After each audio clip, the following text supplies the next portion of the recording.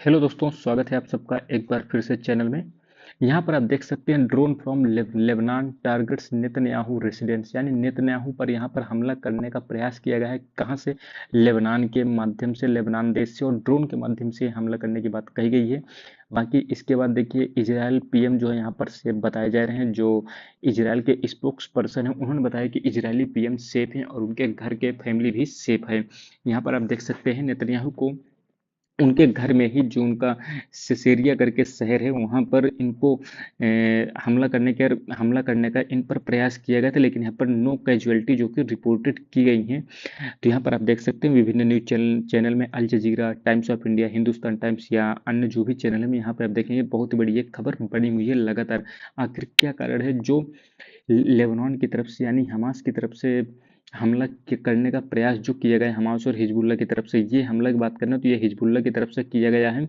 यहाँ पे आप देख सकते हैं जो नेतन्याहू हैं, बेंजामिन नेतन्याहू, उन्होंने ट्विटर यानी एक्स पर लिखा हुआ है, the attempt by Iran proxy Hezbollah की तरफ से जो मुझे मारने का प्रयास किया गया था और मेरी वाइफ को मारने का प्रयास किया गया था, ये उनकी बहुत बड़ी गलती है और वो मुझे डराने का प्रयास न करें, क्योंकि मैं डरता नहीं हूँ। और उन्होंने सीधा यही कहा कि इजराइल की तरफ से लगातार ये वार चलती रहेगी। हम अपने भविष्य को सिक्योर करने के लिए, सेफ्टी के लिए लगातार वार करते रहेंगे और आपको पूरी तरह से जड़ से ख़त्म कर देंगे, ऐसे उन्होंने कहा है।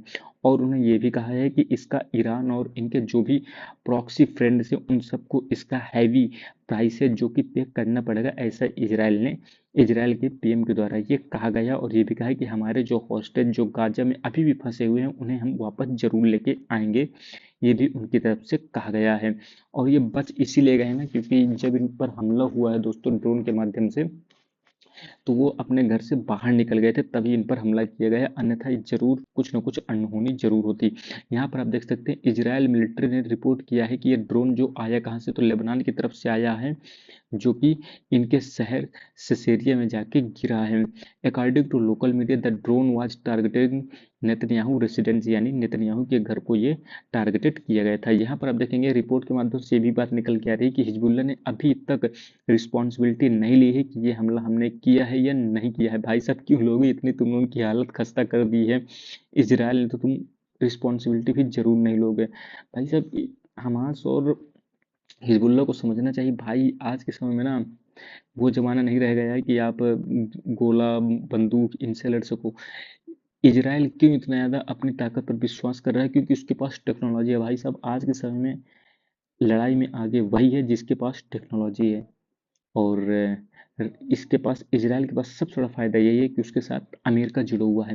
भाई अमेरिका पूरी टेक्नोलॉजी को एक प्रकार से, आप मानिए या ना मानिए, वो समझ लीजिए एक एक नागरिक पर नज़र रख रहा है। चाइना को थोड़ा सा छोड़ सकते हैं, क्योंकि वहाँ पर गूगल ये सब चीज़ें नहीं चलती हैं, गूगल यूट्यूब वगैरह सोशल साइट्स जो व्हाट्सएप वगैरह ये सब बैन है एक प्रकार से, तो उसे अब छोड़ सकते हैं। अन्यथा जो भी देश इन सब चीज़ों को यूज़ करे तो भाई कोई भी बचा नहीं है उनकी रडार से। तो आप ये समझिए जिनके पास टेक्नोलॉजी है उनसे आगे कोई नहीं है आज के समय, ये काला सच है आज के समाज का।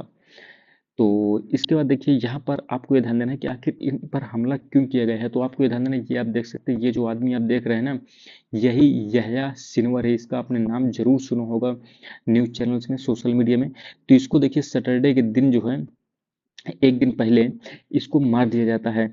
ये Sinwar was killed by Israeli soldiers operating in Rafah. Rafah पर एक ऑपरेशन करते हैं इजरायली सोल्जर, इसको मार दिया जाता है। कहाँ पर मार जाता है? इजिप्शियन बॉर्डर पर वेडनेसडे के दिन है जो कि इसको मारा जाता है।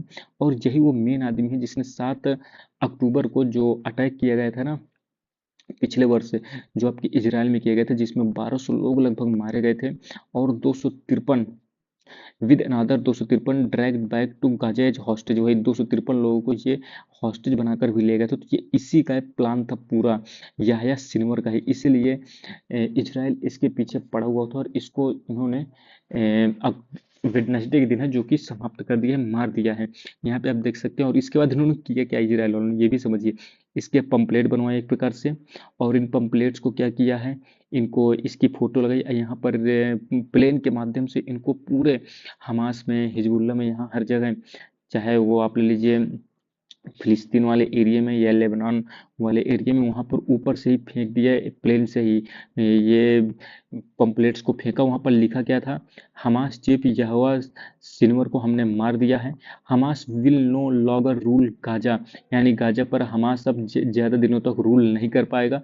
Echoing language used by Israel prime minister Benjamin Netanyahu, इन्होंने ऐसा कहा है कि हम लोगों ने ये किया है। तो दोस्तों आप समझिए, ये एक प्रकार से ना साइकोलॉजिकल वार भी बनती चली जा रही है। साइकोलॉजिकली इजराइल हमास और हिजबुल्लाह को इतना तोड़ देना चाहता है कि ये दोबारा फिर से खड़े ना हो, दोबारा हमसे विरोध करने का ये प्रयास भी ना करें और ये हमारे नीचे रहें और ये आतंकवादी गतिविधियों में शामिल ना हो। मेन इसका मकसद यही है। बाकी देखिए, बहुत बड़ी जियोपॉलिटिकल गेम है ये, आज का नहीं इतिहास से चला आ रहा है। इनके मध्य में जो लड़ाई का कारण है, तो उस पर भी कभी ना कभी बात जरूर करेंगे। बाकी ये आपको न्यूज मिल गई, ये इसको भी आपको ध्यान देना है। तो आपका क्या इस पर सोचना है कि क्या इजराइल यहाँ पर जीत सकता है, या जो हमले किए जा रहे हैं हिजबुल्लाह और हमास के माध्यम से, तो इजराइल क्या उससे रुक जाएगा? ये भी आप जरूर बताइएगा कमेंट बॉक्स में। बाकी मिलते हैं अगली वीडियो में, तब तक के लिए दोस्तों धन्यवाद, जय हिंद।